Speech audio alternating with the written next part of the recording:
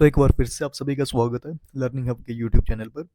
तो आज हम करेंगे एसबीआई क्लर्क का प्रीवियस ईयर का क्वेश्चन पेपर सॉल्व। ठीक है, क्योंकि एसबीआई का एग्जाम आने वाला है और जल्दी ही आपको एसबीआई क्लर्क की भी नोटिफिकेशन देखने को मिलेगी। तो उससे पहले हम देख लेते हैं कि किस तरह के क्वेश्चन रीजनिंग में पूछे जाते हैं और बड़ी पेशेंस के साथ हम हर एक क्वेश्चन को सॉल्व करेंगे।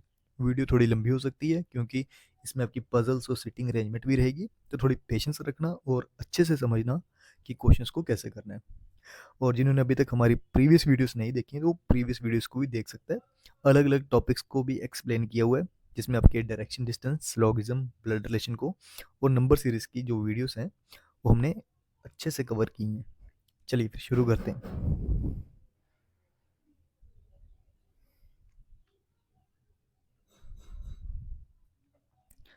चलो देखो, पहला क्वेश्चन आपके पास जो है वो आपकी अल्फान्यूमेरिक सीरीज से ही लिया गया।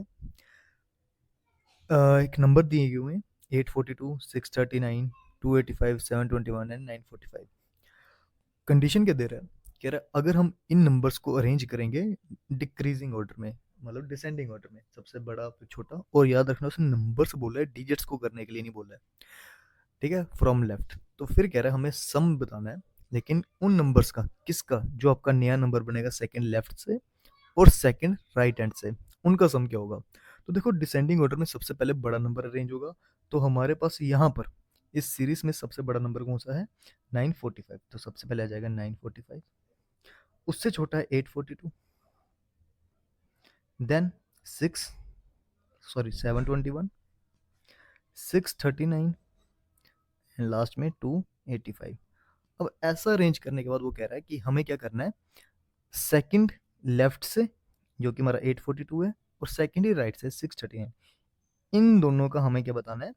उसने बोला है सम बताना है। तो अगर आप इन दोनों को ऐड कर दोगे तो 9 और 2 11, 1 कैरी, 4 और 4 8, 8 और 6 14, तो 1481 ऑप्शन सी आपका राइट आंसर है। होप सो कि क्वेश्चन समझ आया होगा। सेम वे में उसने एक और क्वेश्चन पूछा है, तो चलिए उसको देखते हैं। कह रहा है इफ वी इंटरचेंज, मतलब उनकी पोजीशंस को इंटरचेंज कर दो, किसका? फर्स्ट एंड सेकंड डिजिट हर एक नंबर की।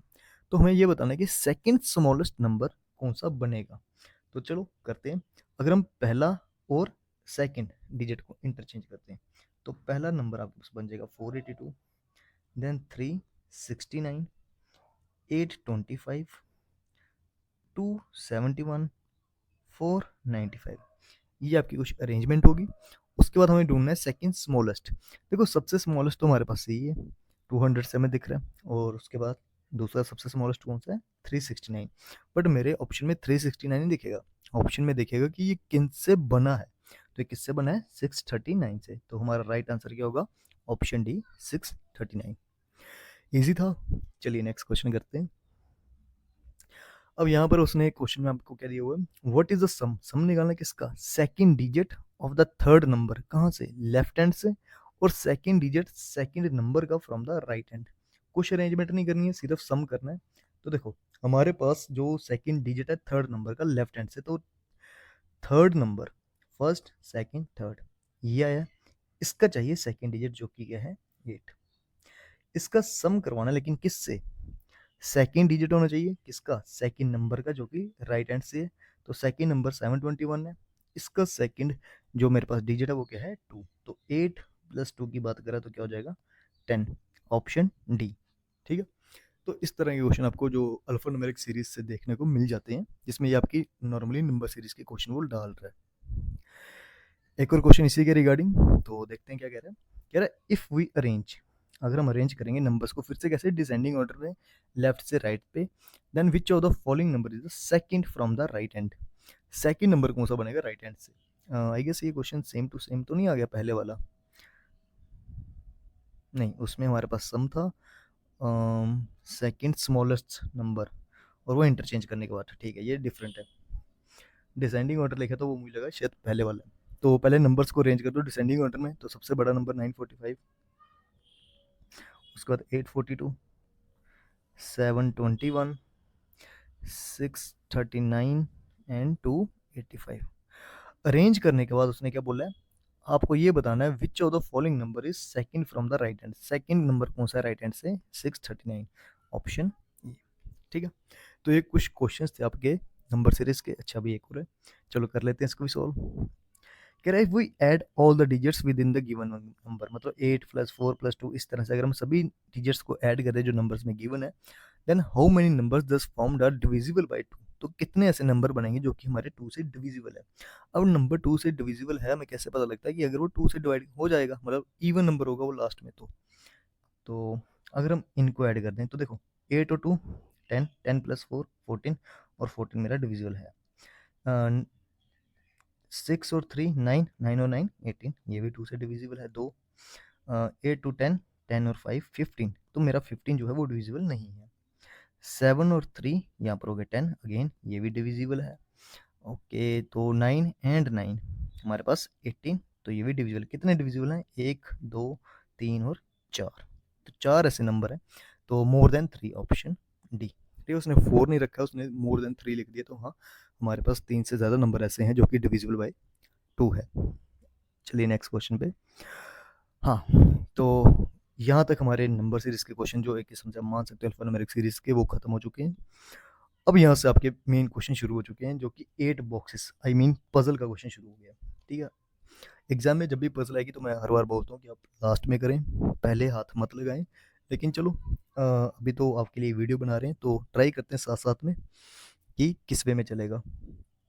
ठीक है, तो आगे इसी के बेसिस पे 1 2 3 4 4 क्वेश्चन पूछे गए हैं। ठीक है, नॉर्मल 5 यहाँ पर भी एक है, तो हाँ 5 नंबर का ये क्वेश्चन बन गया आपका। चलिए देखो, बॉक्स बेस है, are placed one above another, तो मोस्टली बॉक्स के अंदर ये होता है कि बच्चे सोचते हैं कि हम कैसे प्लेसिंग करेंगे, तो हमें कुछ नहीं करना है। वन एबव द अनदर कह रहा है, 8 बॉक्स की बात कर रहा है, तो हम उनकी अरेंजमेंट भी इसी वे में रख देते हैं, ऐसे टॉप 8 इस वे में। तो हम सबसे ऊपर रखेंगे 8, देन 7 6 5 4 3 2 एंड 1। ठीक है, और साथ साथ में इनकी पॉसिबिलिटीज भी देख लेंगे। मैं साइड पे जगह रख रहा हूँ ताकि हम यहाँ पर क्या कर लें, एक रफ लिख लें कि क्या बन सकता है। चलो, होप सो कि इजी बन जाए। थोड़ी सी पेंसिल को लाइट कर लेते हैं। पढ़ो, पहली लाइन उसने जो हमें दी है, कह रहा है one box is placed between P and L, एक बॉक्स तो पी और एल के बीच में आएगा ही आएगा, बट मुझे ये नहीं पता कि पी ऊपर है या एल। चलिए देखते हैं, कोई लिंक वाली लाइन अगर मिली तो। 2 boxes are placed between box के एंड एन, ठीक है, 2 ही बॉक्स होने चाहिए के और एन के बिटवीन। ठीक, लेकिन ये भी इंटरचेंज हो सकता है एन टॉप रो के नीचे हो। Box Q is placed immediate below box N, चलो ये एक लाइन बनी है कि क्यू जब भी आएगा बिलो आएगा इसके एन के, ये दोनों एक साथ ही आएंगे। ठीक है, और box M is placed above the box N, ठीक है, एवब बोल रहा है, जस्ट एवब नहीं है, तो मतलब एम आपका जब भी आएगा एन से कभी ना कभी एवब होगा, एंड बिलो द बॉक्स हो, और ओ के बिलो ही रहेगा। ठीक है, box M is placed neither just below और just above O and N. ठीक है, आपका जो एम है वो ना तो एकदम ऊपर एन के होगा, ना ही एकदम बिलो ओ के होगा, मतलब वो कुछ गैप लेकर तो आएगा ही आएगा। Box J and box O is not placed above box P, ठीक है, देखो बॉक्स जे और ओ कभी भी मेरे पी के अबव नहीं आने चाहिए, पी से ही दोनों बिलो ही रहने चाहिए।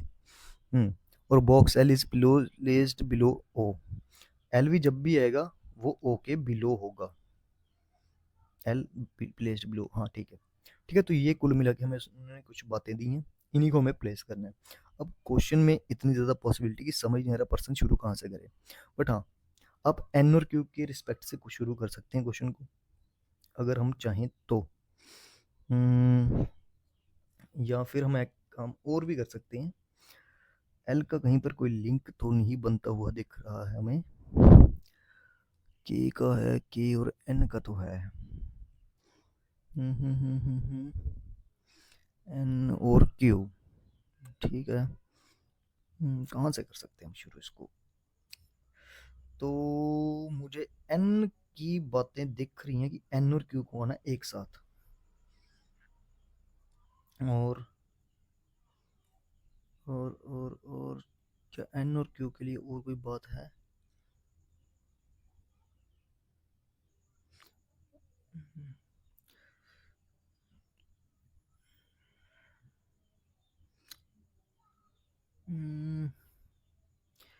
एक काम और कर सकते हैं, हम पी से भी शुरू कर सकते हैं अगर करना चाहें तो।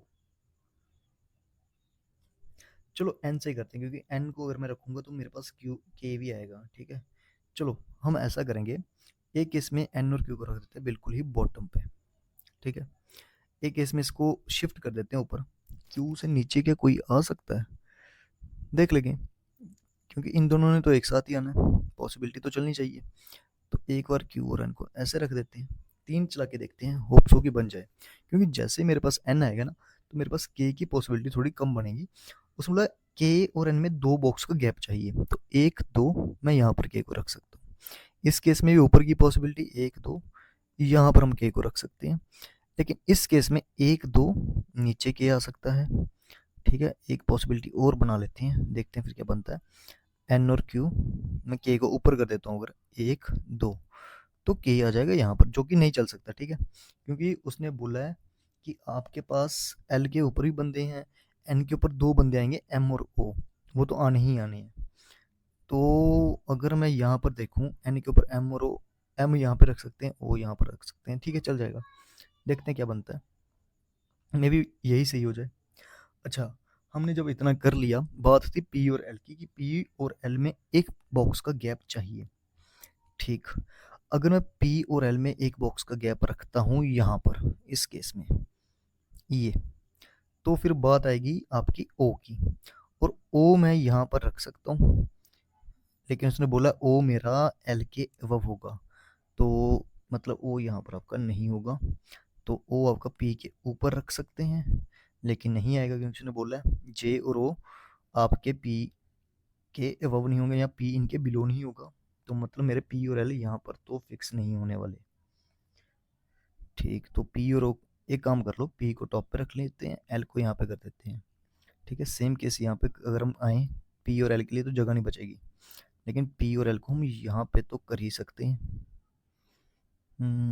ठीक है, ठीक, पी एंड एल सभी के केस में मैं रख देता हूँ पी और एल को ऐसे। ठीक है, अब हमारे पास बच गई बातें ओ और एल की। ओ जब भी आएगा मेरे पास एल के अबव हुई होगा, उसने बोला हुआ है, तो हाँ यहाँ पर मैं ओ को रख सकता हूँ। इस केस में नहीं आ पाएगा वो, क्योंकि अगर मैंने ओ को टॉप पे कर दिया, एल के तो अब आ जाएगा, लेकिन पी के हो जाएगा, तो मतलब ये वाली पॉसिबिलिटी यहीं पे क्या हो रही है मेरी, गलत हो रही है, और कहीं और जगह नहीं है कि मैं पी और एल को रख पाऊंगा। तो ये पॉसिबिलिटी आपकी यहीं पे खत्म होगी। ठीक है, इस केस में आई तो बात कर रहा था ओ की एल के अबव रख सकते हैं, लेकिन अब यहाँ पर जो बात आ रही है एम की, एम ने भी कहाँ पर आना है, एन से अबव ही आना है। तो यहाँ पर अगर आया तो वो क्या हो जाएगा, इमीडिएट अबव, जो कि उसने मना किया, इमीडिएट अबव नहीं होना चाहिए, ये भी पॉसिबिलिटी खत्म। इस केस में आपका जो ओ था वो मेरे एल के अबव के लिए यहाँ पर जगह ही नहीं बची, तो ये पॉसिबिलिटी भी खत्म। ठीक है, तो अगर हम देखें तो हमारे पास कुल मिला के सिर्फ पहली वाली ही है पॉसिबिलिटी जो चलेगी। ठीक है, वीडियो को थोड़ा रिवाइंड करके देख लेना कि हमने यहाँ पर किन किन को इरेज किया, बस ये ही पॉसिबिलिटी बची है हमारे पास। अब जिसके अकॉर्डिंग उसने हमें बोला था कि एम के ऊपर एम, एन के ऊपर एम तो आएगा लेकिन इमीडिएट नहीं होगा, तो एम हमारे पास यहाँ पर आ जाएगा, और लास्ट पर्सन आई गेस हमारे पास बच चुका है जे। ठीक है, तो ये आ गया जे, और बिल्कुल सेट है, बिल्कुल यही डायग्राम है। तो इसको मैं ज़रा साइड पे एक बार साफ साफ लिख देता हूँ। हमारे पास क्या है, पी ओ एल के, वैसे यहीं पे ठीक है। ठीक है, चलिए देखते हैं उसने क्या क्या हमसे क्वेश्चन पूछे हैं। तो बिल्कुल सही डायग्राम है, इसी को नोट कर लो। कह रहे विच of the following box is place just below I, sorry just below L. तो एल के जस्ट बिलो अगर हम देखें तो कौन सा बॉक्स फिक्स हुआ है हमारे पास यहाँ पर, एल के जस्ट बिलो है हमारे पास के। तो हमारा ऑप्शन में के, एल के जस्ट बिलो बोला ना, विच of the following box is place just below box L, just below box, हाँ कोई नहीं है। ठीक है, तो डरने वाली बात नहीं है, नन ऑफ दिस, इनमें से कोई नहीं है। एल के जस्ट बिलो कौन है, के, जो कि मेरे ऑप्शन में प्रेजेंट नहीं है। चलिए नेक्स्ट क्वेश्चन पे आए, which of the following box is placed just above the box N, N के जस्ट अबव कौन सा आया हुआ है, जे, तो जे ऑप्शन डी बिल्कुल सही है। नेक्स्ट क्वेश्चन क्या पूछा हुआ है, how many boxes are placed between O and N, O और एन के बीच में कितने बॉक्स हैं? 1 2 3 4, तो 4 बॉक्स प्रेजेंट हैं। ऑप्शन डी 4 बिल्कुल सही है। और लास्ट क्वेश्चन है what is the position of box M. ठीक है, एम आपका बॉक्स कहाँ पर है? फोर्थ फ्लोर पे है, और सॉरी फोर्थ पे ही है, तो हम कह सकते हैं first second third fourth, fourth from the bottom, या फिर first second third fourth fifth from the top. तो third from the top most तो नहीं है, second from the top most, third from the bottom, क्या थर्ड था bottom most से? नहीं। सेकंड फ्रॉम द बॉटम तो नहीं है, तो नन ऑफ दिस। हमारे पास जो बॉक्स एम है वो कहाँ पर है? फोर्थ है फ्रॉम द बॉटम मोस्ट कह सकते हैं, या फिर first second third fourth fifth है फ्रॉम द टॉप मोस्ट। तो ये दोनों आंसर मेरे ऑप्शन में प्रेजेंट नहीं है। ठीक है, तो इसका राइट आंसर क्या हो जाएगा? None of this. आप लोग भी एक बार इस क्वेश्चन को ज़रा चेक ज़रूर कर लेना क्या डायग्राम ये सही बनी है, और मेरे अकॉर्डिंग तो ये डायग्राम बिल्कुल सही है। और देख लेने कि आपके आंसर्स यहाँ पर मैच हो भी पा रहे हैं कि नहीं। ठीक है, जबकि हाँ और कोई पॉसिबिलिटी थी नहीं, तो डायग्राम यही है, अलग कुछ नहीं बनेगा, सेम है। और नेक्स्ट क्वेश्चन पे, four of the following, 6 question बन गए। Four of the following are like in a certain way, 4 same manner में, और 1 does not belong to the group PLOKNM। ठीक है, मैं यहाँ पर पहले ना लिख ही लेता हूँ। P था हमारे पास आई गेस, O, L था, फिर K था, L के बाद K था, देन M था, J N और Q, लास्ट में N और Q थे। ठीक है, ये हमारी अरेंजमेंट है। P और L कैसे हैं? एक का गैप लेके बैठे हैं, और के अगेन एक का गैप है, N एंड M एक का गैप है, L एंड N, L और N में गैप ज़्यादा है। ठीक है, Q एंड J एक का गैप है, तो ऑड वन कौन सा है? L and N। देखो डरना मत कि हमारे पास आंसर में नन ऑफ दीज आ रहा है, ऑप्शन ही ऐसे प्रेजेंट है कि वो नन ऑफ दीज हमारे बन नहीं रहे हैं, लेकिन इसका ये मतलब नहीं कि हमारी डायग्राम गलत है, डायग्राम बिल्कुल सही है। चलो नेक्स्ट क्वेश्चन पे आओ। सिलोगिज्म सबसे इजी, बस ओनली ए फ्यू के क्वेश्चंस आए हैं, तो ध्यान से पढ़ना और करते हैं ट्राई। देखो क्या कह रहा है पहले, only a few book is copy. Book और कॉपी तो है, लेकिन ओनली ए फ्यू का रिलेशन भी है। देन कह रहा है सम कॉपी इज पेन, तो सम कॉपी इज पेन, और no ink is pen, ink से पेन पे नो हुआ है, ध्यान रखना, इंक की तरफ से पेन पे गया है नो। ठीक है, और कंक्लूजन पे क्या क्या पूछा उसने? पहला पूछा क्या some book is not ink है, क्या बुक का सम पार्ट इंक के साथ नो हुआ है? नहीं, बिल्कुल नहीं हुआ है। क्या all copy can never be ink, सारी की सारी कॉपी कभी भी इंक नहीं बन सकती? बिल्कुल सही बात बोल रहे हैं, क्योंकि कॉपी का ये वाला पार्ट कभी भी इंक में नहीं जा सकता। तो इसका आंसर राइट आंसर क्या होगा? Only second follows, option B. Hopes हो कि तुम्हें ये क्वेश्चन इजी लगा होगा, और आगे भी ओनली फ्यू के ही केस है। चलो करते हैं। कह रहा है some bank is not money. Okay, some not आया, लेकिन आपकी स्टेटमेंट में तो डायग्राम कैसी आएगी? आप बनाएंगे बैंक और मनी, और बैंक का सम पार्ट नो शेयर कर रहे हैं, then only if you interest is money, interest का ओनली इफ यू मनी के साथ। ठीक है, तो इंटरेस्ट और उसका ओनली इफ यू कर देंगे हम मनी के साथ। Then some loan is interest, और कुछ लोन जो है वो क्या है? इंटरेस्ट है। ये बनेगी आपकी एक्चुअल डायग्राम। चलिए क्वेश्चन पे आते हैं। तो कह रहा है कि some interest is not money, क्या इंटरेस्ट का कुछ हिस्सा मनी नहीं? हाँ बिल्कुल सही बात है, ओनली इफ यू का इंटरेस्ट था, तो ये बात उसके अंदर एग्जिस्ट कर रही है। तो कह रहा है सम लोन कैन बी बैंक, तो लोन का क्या सम पार्ट बैंक बन सकता है? बिल्कुल बन सकता है। ठीक है, तो इसका राइट आंसर क्या होगा? Both follows, option D. आई नेक्स्ट क्वेश्चन पे, ओनली ए फ्यू, तो 2 बार ओनली ए फ्यू है ब्लैक। ठीक है, only a few black is blue, तो ये रहा आपका ब्लैक, ब्लैक के लिए बी के लिख देते हैं, वो ब्लू के साथ है। ठीक है, ओनली फ्यू, ये आ गई diagram. Then only a few blue is yellow. ठीक है, only a few blue is yellow, ये लीजिए, ये आ गया आपका यहाँ पर कुछ, और नो वाइट इज येलो। ठीक है, वाइट का नो हुआ लेकिन येलो के साथ, तो ये रहा वाइट, और उसका नो हम कर रहे हैं येलो के साथ, तो इस वे में कुछ डायग्राम बनेगी। चलिए देखते हैं क्वेश्चन क्या। तो कह रहा है नो ब्लू इज वाइट, क्या ब्लू और वाइट में नो का रिलेशन है? बिल्कुल नहीं दिख रहा क्रॉस। क्या सारा का सारा वाइट मेरा ब्लू बनने की पॉसिबिलिटी रखता है?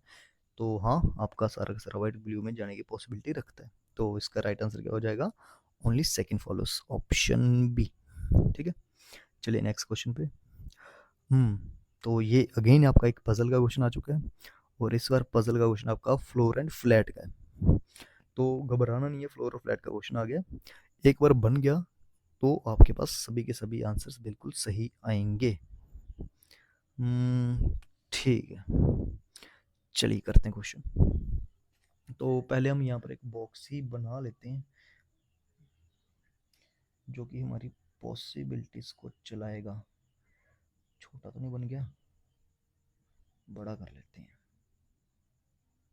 ठीक है, इसके बाद हम बना लेते हैं फ्लोर्स कितने बात कर रहा है ये, 8% है, 4 स्टोरी बिल्डिंग होगी, तो 4 हम, एक सेकेंड, 4 ही लाइनें लगा लेते हैं। ये 4th फ्लोर आ गया। ठीक है, थर्ड, सेकंड एंड फर्स्ट।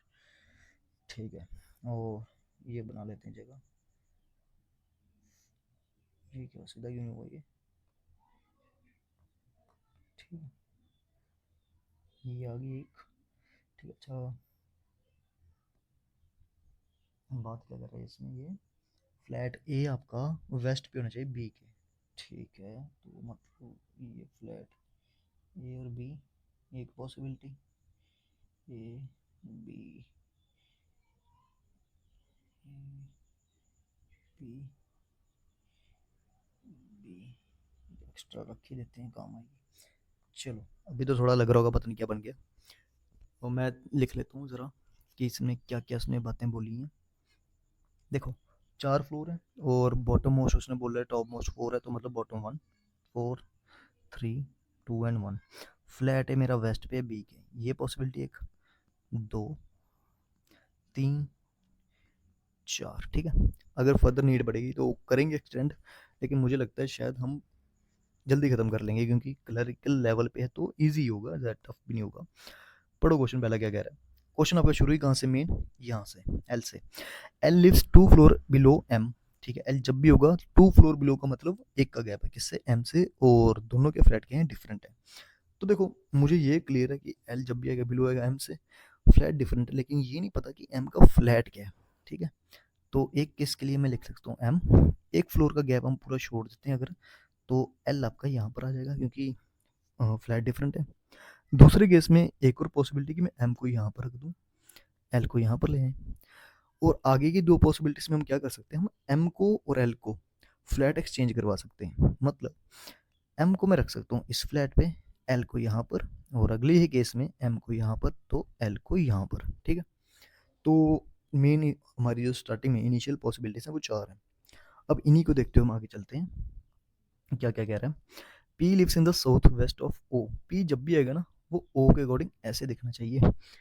ठीक है, तो जगह तो काफ़ी है, बट हाँ यहाँ पर तो कभी नहीं आ पाएगा, ये जगह है एक पॉसिबल, तो और एक ये है। तो पी और ओ के लिए हम कहाँ पर रखें,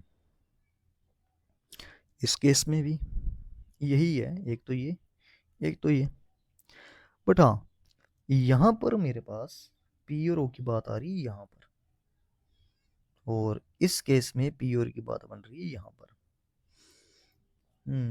आगे क्या और बोल रहा है, O who lives in odd number floor. लो खत्म होगी बात, ओ जब भी आएगा ऑड नंबर के फ्लोर पर आएगा, तो उसके अकॉर्डिंग चल जाएगा। ठीक है, चला देते हैं, ओ मेरा ऑड नंबर के फ्लोर पर आएगा, तो ये आ गया, तो पी मेरा यहाँ पर भी आ सकता है, यहाँ पर भी जा सकता है। ठीक है, नेक्स्ट पे देखते हैं, ओ ऑड नंबर के फ्लोर पे आएगा, तो पी अगेन 2 पॉसिबिलिटीज लेके चल रहा है मेरी।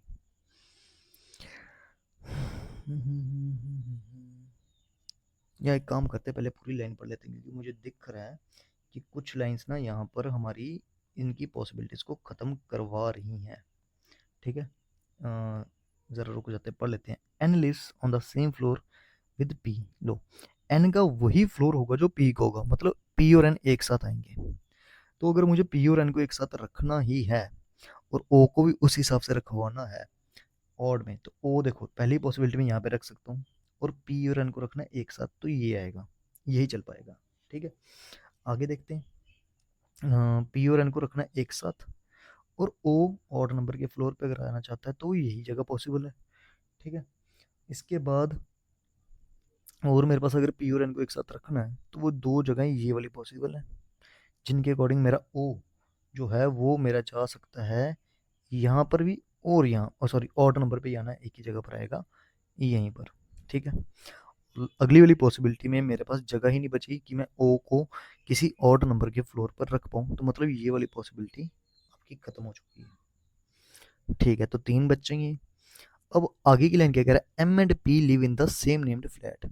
एम और जो पी है उसका सेम फ्लैट होना चाहिए था, जो कि मेरा M and P live in the different number के फ्लैट पे, तो इस पे सेम आ गए गलत, सेम आ गए गलत। लो, चार थी, चार में से सिर्फ और सिर्फ दो ही एक ही पॉसिबिलिटी लास्ट में बच गई। अब इसी के अकॉर्डिंग हमें क्वेश्चन को चलाना है। ठीक है, Q lives just above S flat, Q जब भी आएगा एस के जस्ट एबव होगा। जस्ट एबव का मतलब, और फ्लैट का बोल दिया मैंने इस वे में, और हाँ यहाँ पर दिख रहा है क्यू जस्ट एबव एस के, और लास्ट हमारे पास कौन सा रह गया, आर। तो ये बनेगी हमारी फाइनल डायग्राम, जिसमें Q M S O L R और पी एन। ठीक है, एक बार इसको साफ करके मैं बना देता हूँ कि आपको दिख जाए हमारी फाइनल अरेंजमेंट क्या है। ठीक है, तो ये रही हमारी फाइनल अरेंजमेंट, जिसमें आई गेस पहले क्या था, क्यू एम था, तो टॉप पे हमारा आ जाएगा क्यू और एम, और फिर था S O, then L R और पी और एन। ठीक है, यही था। चलो, तो ये हमारी फाइनल अरेंजमेंट, जिसके अकॉर्डिंग हमारे अब क्वेश्चंस होंगे। तो पढ़ो पहला क्वेश्चन उसने क्या क्या बोला हुआ है। तो पहले क्वेश्चन में बात कर रहे हैं, who lives on the same floor with though, O के साथ सेम फ्लोर पे कौन बैठा हुआ है, साफ साफ दिख रहा है एस बैठा हुआ है। ठीक है, तो हमारा राइट आंसर क्या हो जाएगा, एस, जो कि हमारे ऑप्शन नंबर बी में दिया हुआ है। ठीक है, चलो नेक्स्ट क्वेश्चन पे, who lives just north east of R, north east का मतलब ये आर के नॉर्थ ईस्ट पे मुझे कौन सा दिख रहा है इनमें से, तो आर के नॉर्थ ईस्ट पे कोई भी नहीं आ रहा है, एम ओ मतलब कोई भी नहीं बनने वाला नॉर्थ ईस्ट पे, ना तो एस है। ठीक है, नॉर्थ ईस्ट ही बोल रहे ना, हाँ नॉर्थ ईस्ट आर के, तो इनमें से तो कोई नहीं है। एम ओ और एन ही हो सकते हैं, M O N, N B, M O N नहीं, कोई भी नहीं है। ठीक है, तो नो वन, ऑप्शन सी। और next question, who lives just above P flat, P के जस्ट अबव फ्लैट के ऊपर कौन है, एल, तो राइट आंसर क्या होगा, L, option A. Then four of the following are in the same group, तो मुझे फिर से यहाँ पर लिखना ही पड़ेगा, क्यू एम था, S O L R and P और एन था। तो एम और एस किस वे में है, तो एम जो है मेरा ये वाले फ्लैट, ये लिख देते हैं क्योंकि हो सकता है फ्लैट वाइज हो, ये बी था ये ए था। एम मेरा फ्लैट बी में है, एस मेरा ए में है, ओ मेरा बी में है, एन मेरा बी में है, और ठीक है, तो हमारे पास यहाँ पर ऑड वन कौन सा है, एस, ये फ्लैट ए में है, बाकी के सारे जितने भी हैं ये सारे के सारे बी में है। ठीक है, तो हमारा राइट आंसर क्या है, ऑप्शन बी, यानी कि S. Which of the following combination is correct, तो एक बार फिर से लिख देते हैं, यहाँ पर क्यू एम था, एस ओ था, एल आर एंड पी और एन। ठीक है, L flat A of floor two, L flat A में और फ्लोर टू के बिल्कुल सही है, ये पहला वाला ही सही हो गया। एन फ्लैट ए में है क्या, नहीं, तो गलत है। एस फ्लैट बी पे है, नहीं। एम फ्लैट ए में है, नहीं, तो हमारा पहला वाला ही ऑप्शन क्या है, right. M flat A of floor four, M flat A पे है क्या, flat fourth, which of the following, हाँ ठीक है, पहला वाला ही सही है। और नेक्स्ट क्वेश्चन पे, तो डायरेक्शन डिस्टेंस का क्वेश्चन है, और ये इजी है, बट हाँ पॉइंट टाइप ज़्यादातर फोकस आजकल बैंक के एग्जाम्स में, तो बैंक के एग्जाम में पॉइंट टाइप काफ़ी ज़्यादा आती है, एसएससी में शेडो और पजल, बट बैंकिंग में आपकी पॉइंट टाइप। ठीक है, चलो बनाते हैं क्या क्या क्या कह रहा है। कह रहा है person starts walking from point x in the east direction after walking 10 kilometre stops at point T, person x से चला 10 कहाँ तक, टी तक। ठीक है, तो एक्स से चला है टी की तरफ, कितना गया है 10, साथ साथ में ना पॉइंट्स देते जाना। From point T he walks 8 in the north, तो टी से ही वो 8 गया नॉर्थ पे, और किस पॉइंट पे पहुंच गया, एम। ठीक है, टी से गया नॉर्थ 8, और पॉइंट पे पहुंचा कौन से, M. Then now point M he walks 5 in the west and reach at point U, यहीं से वो वेस्ट की तरफ गया कितना, 5, और पहुंच गया पॉइंट यू। ये 10 है तो इसका आधा रख देते हैं, ये आ गया 5, ठीक है। वो इस पॉइंट पे आ गया यू पे।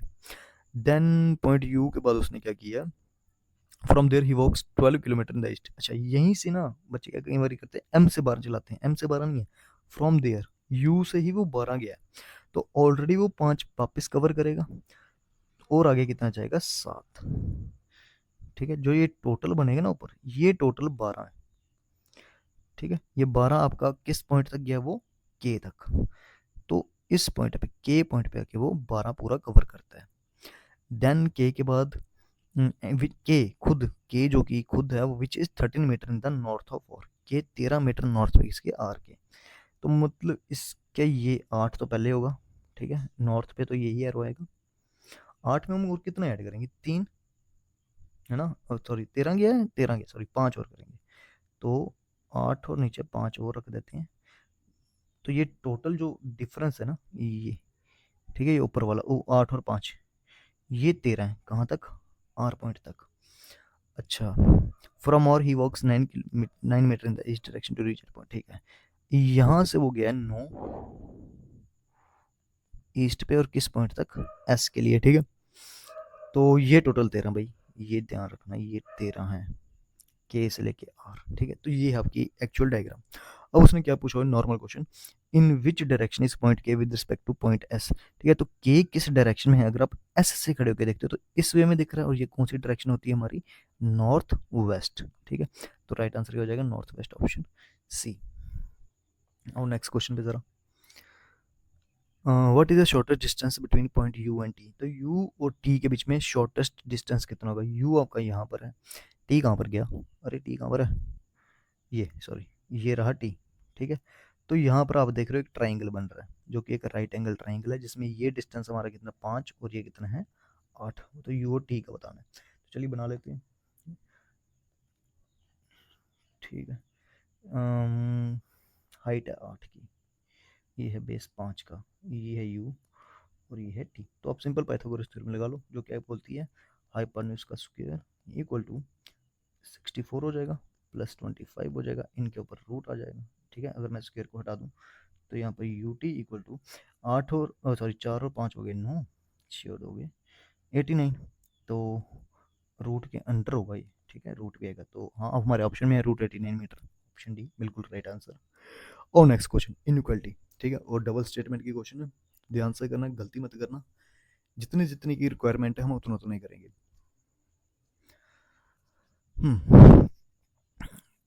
सभी क्वेश्चंस मैं खुद करा रहा हूँ, ठीक है, तुम लोगों ने सिर्फ चेकआउट करना है, सीखना है और कुछ नहीं। तो काफ़ी क्वेश्चंस अच्छे हैं, तुम्हारे काम के हैं, चलो करते हैं। इनइक्वालिटी, चलो ठीक है, देखो रिक्वायरमेंट जितनी होगी हम उसी को ही कंबाइन करेंगे, उससे एक्स्ट्रा पर्सन्स को बीच में नहीं लाना है। तो वाई और बी की बात हो रही है, ठीक है, वाई मेरा यहाँ पर है, बी मेरा यहाँ पर है, ऐसा कौन सा एलिमेंट है जिनके थ्रू मैं कंबाइन कर सकता हूँ, वो खुद वाई ही है, वैसे लेने की नीड भी नहीं है, क्योंकि एक ही स्टेटमेंट में मुझे दिख रहे हैं बैठे हुए ये इतना इतने। क्या वाई मेरा लेस देन दिखेगा बी के, तो हाँ बिल्कुल बीच में ये है, तो पहला ऑप्शन तो बिल्कुल राइट है। और नेक्स्ट पे, नेक्स्ट में क्या डिमांड कर रहा है, सी और क्यू की, ठीक है, कि सी और क्यू मेरे सेम में है, नहीं, अब मुझे यहाँ पर वाई को लेके चलना पड़ेगा, ठीक है, वाई जो कि क्या है लेस देन सी, और यहाँ से ये वाला वाई जो है इसको उठाऊंगा मैं कहाँ तक लेके जाऊंगा, क्यू तक, ठीक है। तो वाई इक्वल टू वो कह रहा है J, then J less than equal to K हुआ है, और के भी हमारा लेस देन क्यू है, लेकिन जैसे ही हमने ये लिखना शुरू किया हमें एक चीज़ तो साफ साफ दिख गई कि यहाँ पर ना क्यू से लेके सी तक के बीच में साइंस जो थे वो चेंज हो गए, मतलब डिफरेंट फैमिली आ गई, तो ये कभी भी पॉसिबल नहीं है, तो इसका राइट आंसर क्या होगा, ओनली वन फॉलोस। और नेक्स्ट क्वेश्चन, तो दो अगेन मल्टीपल स्टेटमेंट्स, तो पढ़ो क्या क्या बोल रहा है, ए और क्यू, ए और क्यू क्या मेरे सेम स्टेटमेंट में है, बिल्कुल नहीं है, जेड के थ्रू हम कॉमन कर सकते हैं, तो देखो ए और जेड से मैं सीधे क्यू तक जा सकता हूँ, तो जैसे जैसे सिंबल्स रखे हैं वैसे रख देते हैं, जे लो के और क्यू, तो हमें देखा जे के बाद ही अगेन फैमिली चेंज, पहला वाला गलत, ए से जे अब सेम फैमिली में है तो दो ही सिंबल प्रेजेंट है, एक तो ग्रेटर देन इक्वल टू और एक इक्वल टू। जब भी आंसर आएगा मेरे पास हमेशा क्या आएगा, ए ग्रेटर देन और इक्वल टू जे। तो हाँ, सेकंड वाला बिल्कुल ठीक है, तो उसका राइट आंसर क्या होगा, ओनली सेकंड फॉलोस। चलो नेक्स्ट क्वेश्चन पे, एच ओ टी और एच ओ जी। एच ओ टी सेम में ही है, लेकिन तीनों सिंबल प्रेजेंट है आपका, ग्रेटर देन इक्वल टू और ये। तो जब भी आंसर आएगा मेरा टी लेस देन एच होगा, तो उसी को उसने यहाँ पर उल्टा करके लिखा एच ग्रेटर देन टी, तो बिल्कुल सही है। नेक्स्ट पे क्या कह रहा है, एच और जी की बात कर रहा है, तो दोनों को कंबाइन करवाने के लिए आई मेरे पास है, ठीक है, तो मैं आई जी लिखता हूँ और यहाँ से लेके एच तक ले जाते हैं, तो I equal to Z, Z और एच। तो जब भी आंसर आएगा मेरे पास जी ग्रेट लेस देन एच या एच ग्रेटर देन जी, बिल्कुल सही है, तो both first and second follows. ठीक है, आइए नेक्स्ट क्वेश्चन पे। अगेन आपका पजल का क्वेश्चन है, तीसरी पजल आ चुकी है, मतलब यहाँ पर आप मान सकते हो 5 5 10 और ये 15 15 नंबर की पजल आ गई है, और सिटिंग अरेंजमेंट अभी तक तो फिलहाल नहीं दिखा, और अगर तो 15 नंबर की यही होगी तो मुझे मुश्किल ही लग रहा है, क्योंकि उसने स्टार्टिंग की नंबर सीरीज में आपके क्वेश्चंस कवर कर लिए हैं अच्छे खासे। चलिए देखते हैं।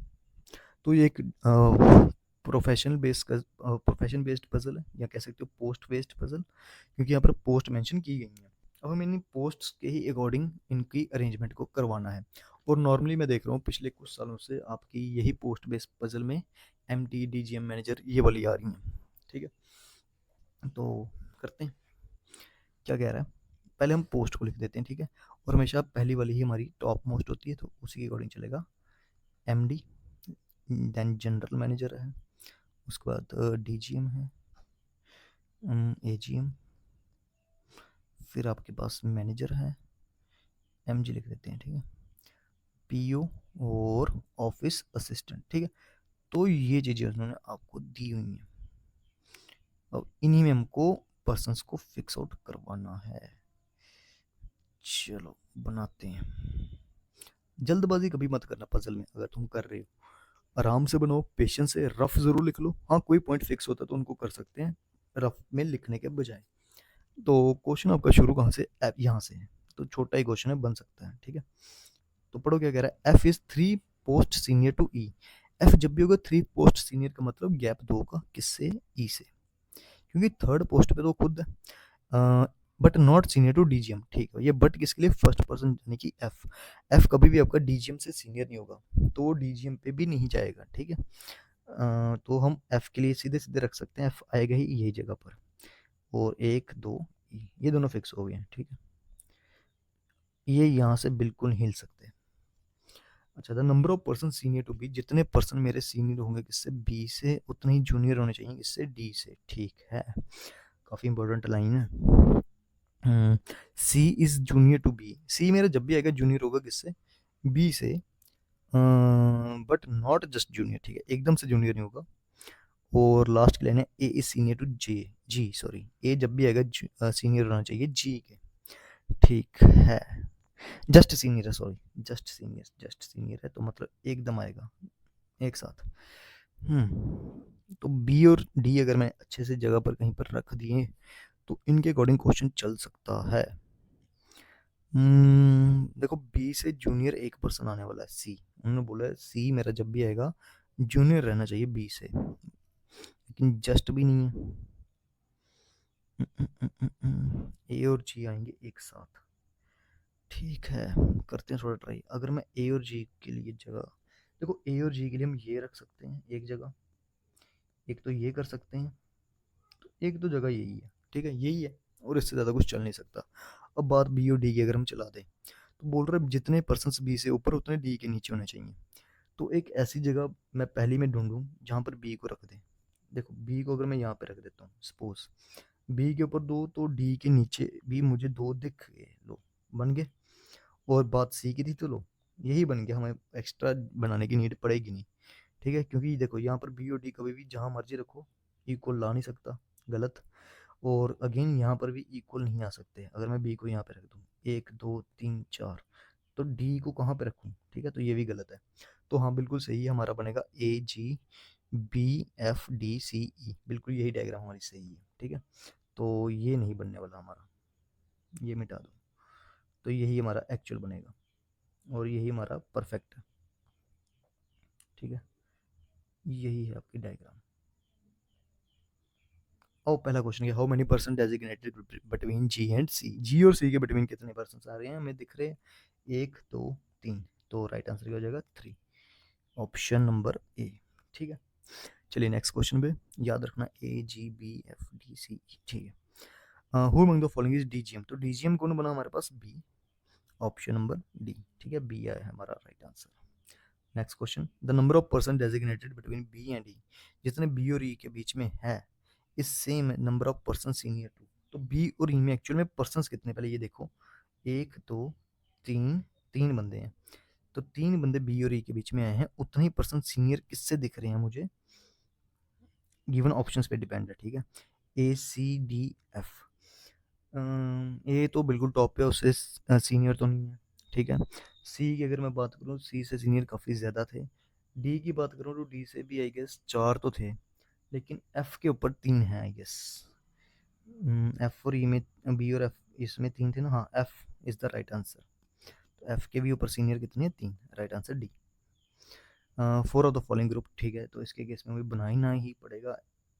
MD था पहले I guess, then general manager होता है आपका, फिर DGM होता है, फिर असिस्टेंट जनरल मैनेजर होता है, फिर मैनेजर, फिर PO और फिर ऑफिस असिस्टेंट, यही था, हाँ यही है, ठीक है। और अरेंजमेंट क्या थी, AGM था, AGB, सॉरी AGB, एफ, हाँ FDCE, FDC एंड E।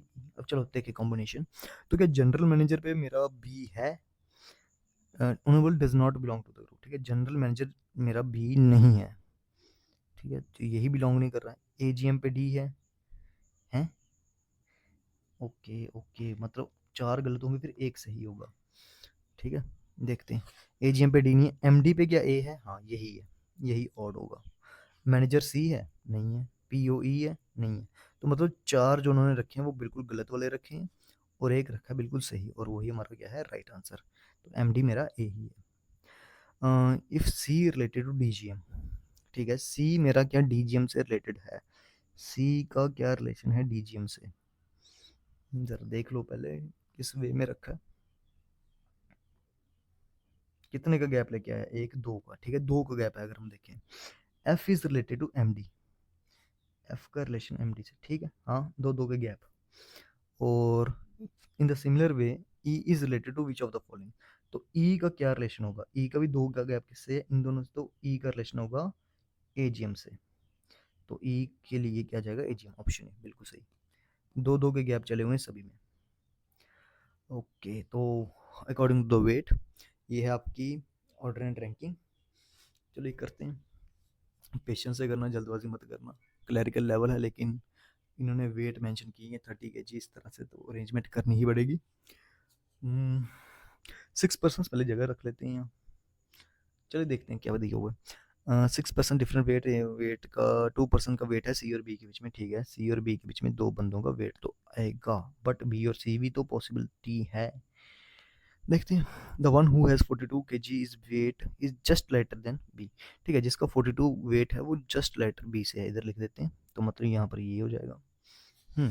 उसके बाद A is 2% heavier than F, अब देखो A is 2% heavier than F, A जब भी आएगा मेरा 2% हैवियर है F से, तो इसका ये मतलब नहीं गैप 2 का, ठीक है, ऑर्डर रैंकिंग में ये चीज़ है। कहाँ पर गया ये, A is 2% heavier than F का मतलब A और F के बीच में 1 का गैप, क्योंकि एक वाला हैवी तो वो खुद भी है, ठीक है, इसलिए इसमें गैप भी एक ही का है। A is 2% heavier, A 3% heavier, तो गैप एक एक कम, तो A और F में 1 का गैप आएगा, बट अभी कहाँ पर आएगा हम रख नहीं सकते हैं, साइड पे लिखा हुआ है ओनली 1%, ओनली वर्ड दिया है, एक ही पर्सन का वेट बिटवीन है A और F के बीच में। अब देखो A और F को मुझे फिक्स करवाना पड़ेगा, और एक ही पर्सन का वेट आना चाहिए A और F के बीच में, तो कहाँ पर रखवा सकते हैं इसको, देखते हैं आगे और क्या कह रहा है। D is heavier than E, D जब भी आएगा हैवियर होगा E से, ठीक है, और and has 30, more weight than F, ठीक है, E weight is 4 kg less than D. देखो ए और एफ में एक गैप मुझे चाहिए। अगर तो मैं ए और एफ को रखता हूँ यहाँ पर स्टार्टिंग में, मतलब यहाँ पर ए से, तो बंदे तो 6 थे, यहाँ पर कितने हो गए, 3 ये हो गए, तो ये बढ़ते जाएंगे, मतलब ए और एफ के लिए जगह ये तो नहीं बनने वाली, और यहीं पर ही फिक्स करवाना है। तो ए और एफ को हम कहाँ पर करवा सकते हैं, अगर मैं ए को रख देता हूँ यहाँ पर, ठीक है, इन केस